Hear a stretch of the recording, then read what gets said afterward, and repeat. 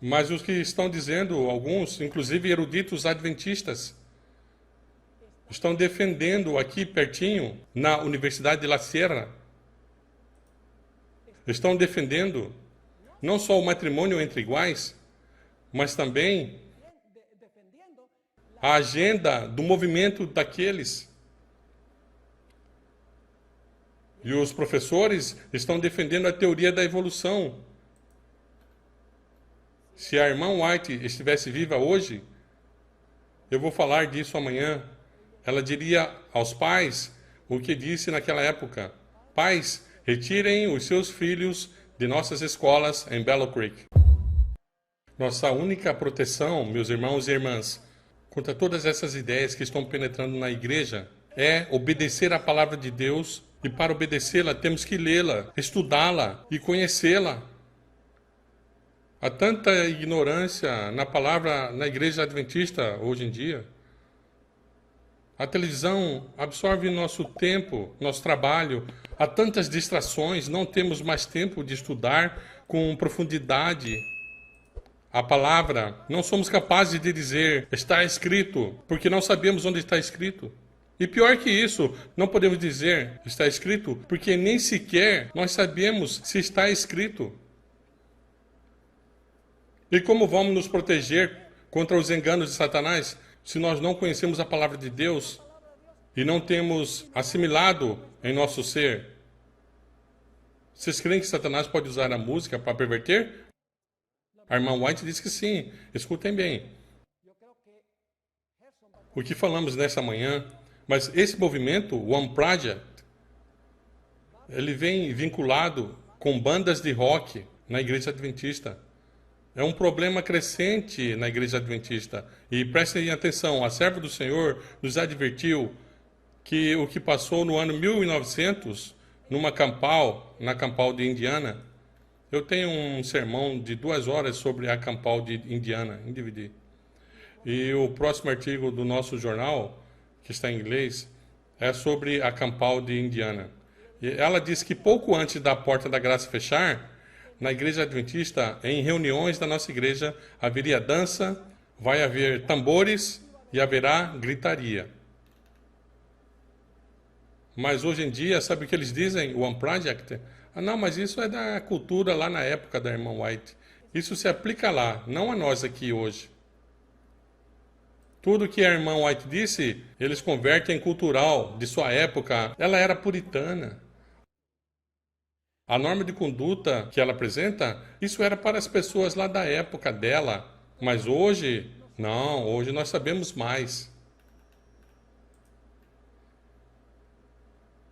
Satanás foi o diretor do coro celestial. Sabe muito bem de música. Sabe como usar a música para perverter. E nem toda música cristã é boa música. Uma vez eu fiz uma apresentação numa reunião de pastores, numa certa conferência da União, e apresentei um tema sobre a música. Eu não sou músico profissional, mas eu toco trompete, entendo de música, estudei 6 anos inteiros. Eu sei quais são os elementos da música, como funciona a música, o efeito que ela provoca. E a música tem muito poder. E depois que terminei a apresentação, vieram 3 pastores à frente, como vocês dizem, enfurdinados, bravos comigo, e disseram: nós precisamos desse tipo de música para manter os jovens na igreja. Então, os fins justificam os meios. Quem é o autor disso? Eu lhe digo a ética de Robin Hood. Tudo bem roubar dos ricos para dar aos pobres? Roubar é roubar. Então eu lhes disse: vocês creem que toda música contemporânea é apropriada?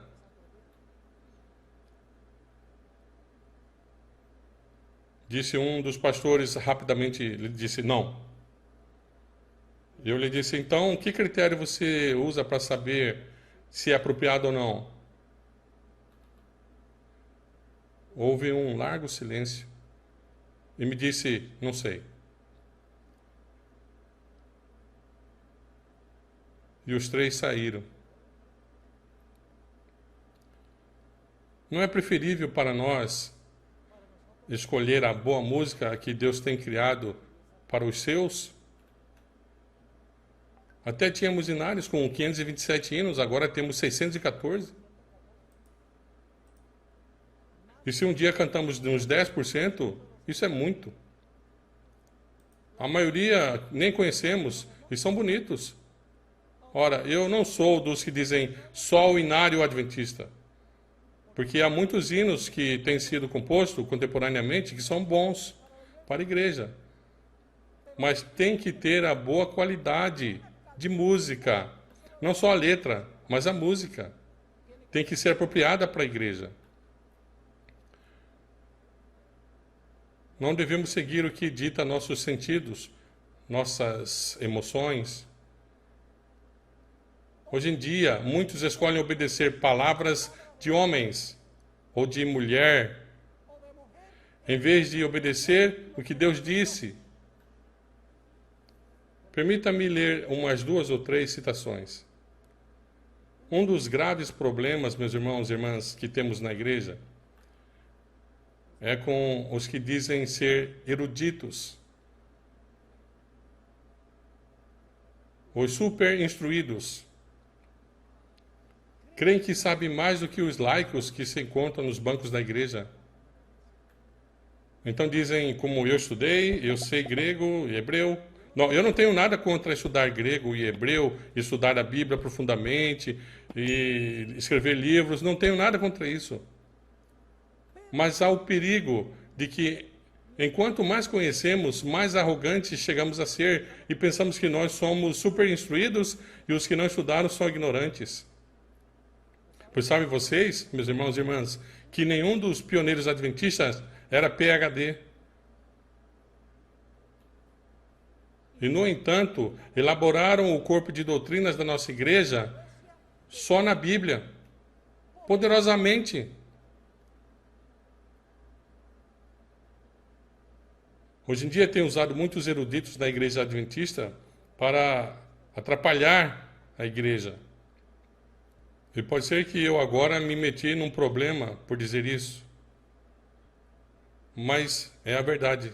Mas eu vou ler algumas citações. O Grande Conflito, página 595, diz a serva do Senhor: Satanás trata continuamente de atrair a atenção para os homens em lugar de atrair para Deus. Agora escutem bem, faz que o povo os considere como seus guias, os bispos, pastores e professores de teologia, em vez de estudarem as Escrituras para saberem por si mesmos quais são os seus deveres. Escutem, dirigindo logo a mente desses mesmos guias, isto é, dos líderes, podem então também encaminhar as multidões à sua vontade. Poderoso. No mesmo livro, O Grande Conflito, páginas 598 e 599, diz a serva do Senhor: as verdades que se encontram explicadas com a maior clareza na Bíblia têm sido envoltas em dúvidas e obscuridade por homens doutos, que com pretensão de grande sabedoria ensinam que as Escrituras têm um sentido de mistério, segredo espiritual, que não se deixa ver pela linguagem que empregam a elas. Esses homens são falsos mestres. Foi a pessoa semelhante que Jesus declarou: não conheceis as Escrituras, nem o poder de Deus. A linguagem da Bíblia deve explicar-se de acordo com o seu significado óbvio, a não ser que se trate de um símbolo ou figura. Cristo prometeu: se alguém quiser fazer a vontade do Pai, conhecerá meus ensinos se são de Deus. Se os homens tão só estivessem dispostos a aceitarem a Bíblia tal qual está escrita, e se não tivesse falsos mestres para desviar e confundir as mentes, se realizaria uma obra que alegraria os anjos e que traria ao rebanho de Cristo milhares e milhares de almas atualmente submersas no erro. Permita-lhes dar-lhes uns exemplos agora da importância de obedecer ao que Deus disse. Eu pergunto, qual é o dia que Deus estabeleceu como dia de repouso? Está claro isso? Em Gênesis está claro? Está claro. Qual é o dia? É o sábado. O sétimo dia é o sábado do Senhor teu Deus. Está claro? Simples. Simples, claro.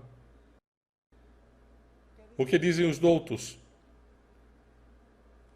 Oh, não, mas era para os judeus. Não estamos debaixo da lei, sim, da graça. E buscam todo tipo de desculpas para desobedecer o mandamento claro de Deus quanto ao sábado. Como Deus definiu o matrimônio em Gênesis?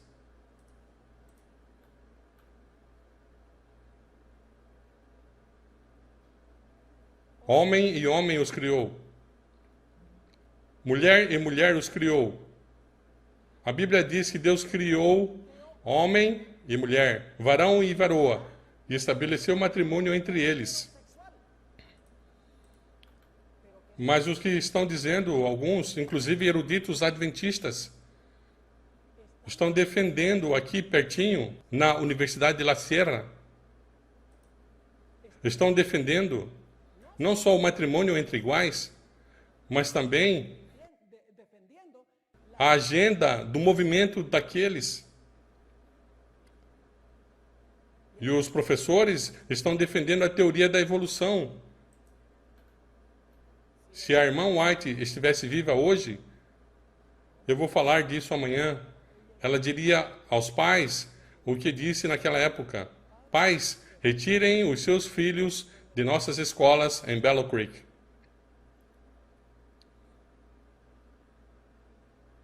E agora sim, eu estou me metendo numa enroscada, viu? Mas é a verdade. E a igreja necessita saber, porque nossos irmãos não sabem. Eu sou um adventista do sétimo dia, leal. Esta é a igreja do Senhor. Não há outra igreja. Mas não vou fechar os olhos e dizer que está tudo bem quando não está bem. Porque eu amo essa igreja e quero ver mudança nessa igreja. Mudanças positivas nessa igreja. Quero que voltemos ao que Deus quer que essa igreja seja. Eu tenho minha credencial ministerial. Eu sou membro regular da igreja adventista. E devolvo meus dízimos e ofertas na igreja. Por isso não sou nenhum dissidente. Sou leal a esta igreja. Amo esta igreja. E porque a amo, os leigos precisam saber disso, para que possa proteger as suas igrejas. Mesmo o pastor Wilson disse, mantenha os seus líderes responsáveis. Keep them accountable. Deus definiu o matrimônio, mas hoje em dia as pessoas querem redefinir. Eu pergunto, Deus estabeleceu as legítimas funções de homens e mulheres? O homem, o varão, tem sua função e a mulher tem a sua função? Quem é a cabeça? Isso eu não gosto de falar, né? O homem é a cabeça. A Bíblia diz que o ancião da igreja deve ser marido de uma só mulher. Que os pastores devem ser varão. Toda a Bíblia está bem claro. Mas nós queremos que a cultura diga não. Não é que hoje em dia a cultura tem ditado que os homens e as mulheres são iguais e, portanto, podem desempenhar as mesmas funções. Mas ser igual não significa ter a mesma função. Duas pessoas podem ser iguais e cumprirem funções diferentes. O pai e o filho são iguais. Deus, mas o filho se submete à vontade de seu pai, mesmo sendo igual a ele. Tem diferente função. Deus estabeleceu as funções, mas hoje em dia eles dão todo tipo de explicação e racionamento e se reexplicam textos bíblicos que são bem claros. Agora permita-me me meter em algo com alguns daqui.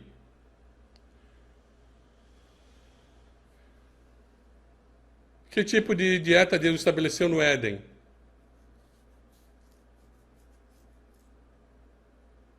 Ah. Agora, pastor, para de pregar. Termine. Que tipo de dieta Deus estabeleceu no Éden? Uma dieta vegetariana. É a melhor. Eu estou disposto a apostar. Eu não sou homem de aposta. Em muitas de nossas igrejas, a maioria dos membros são, como dizia um sobrinho de minha esposa, eu sou ovo lacto corne plumo escamo vegetariano.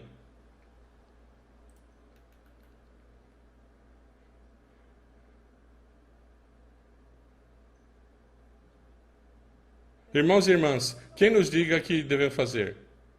Que devemos defender o sábado e não defendemos o matrimônio como Deus fez? Os dois foram estabelecidos no Éden. Quem nos diga como devemos fazer? Que cremos que o matrimônio como Deus fez, mas não cremos nas funções do varão e da varoa? Que sentido tem defender o sábado e o matrimônio como Deus fez e dizer, mas a dieta já não se aplica mais? Deus criou tudo no começo e sua palavra é clara. E devemos simplesmente obedecer a palavra de Deus. Qual é a melhor forma de detectar o erro? Conhecendo a verdade. Alguns desses que estão por trás do One Project, sabe o que estão dizendo? O que fazem no culto divino? Apagam as luzes. E deixam o santuário na escuridão. Porque na escuridão a mente pode se extraviar de todas as distrações para escutar melhor a palavra de Deus. Deus não é um Deus de trevas, Deus é um Deus de luz. Esse método que usa as religiões não cristãs e que os cristãos ecumênicos também usam, mas não deve ser o nosso método.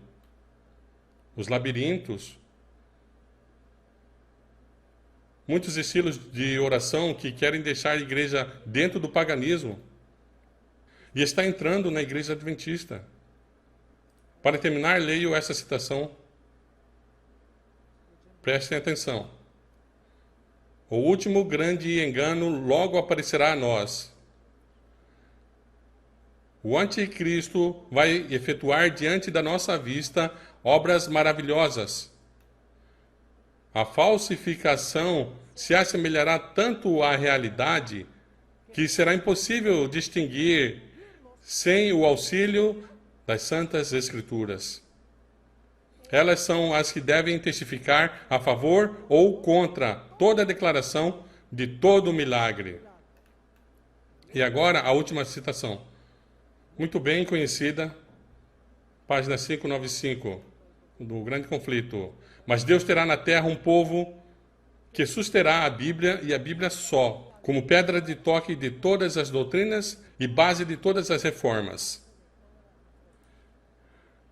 Nem as opiniões dos sábios, nem as deduções da ciência, nem os credos ou decisões de concílios numerosos e discordantes, como são as igrejas que o representam, nem a voz da maioria, nada disso, nem em conjunto, nem em parte, deve ser considerado como evidência a favor ou contra de qualquer ponto de fé religiosa. Antes de aceitar qualquer doutrina ou preceito, devemos certificar-nos se lhes autoriza um categórico, assim diz o Senhor.